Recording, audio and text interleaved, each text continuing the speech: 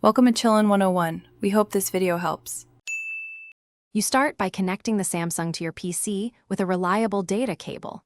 This step ensures the phone and computer can exchange data. While connected, make sure mobile data is active because tethering routes internet through the cellular radio. Once connected, pull down the notification shade and tap the USB option to confirm file transfer mode if prompted, because some phones block tethering unless a proper USB mode is set. Next, navigate to Settings, then Connections, and open Mobile Hotspot and Tethering. This is where Samsung centralizes sharing options. When the phone recognizes the computer, the USB tethering toggle becomes available. Turn it on. You should hear the computer install a network driver.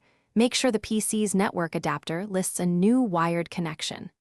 If the driver installs, the internet connection is active. If not, keep the tethering toggle on and proceed to verify drivers on the computer. Finally, test the connection by loading a web page on the computer. If pages load slowly, close and reopen the browser to force DNS refresh.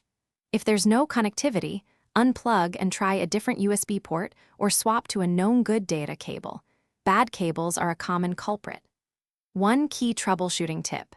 If tethering still fails, temporarily disable VPNs on the phone and computer, then re-enable tethering. Make sure your carrier permits USB tethering, and consider resetting network settings only.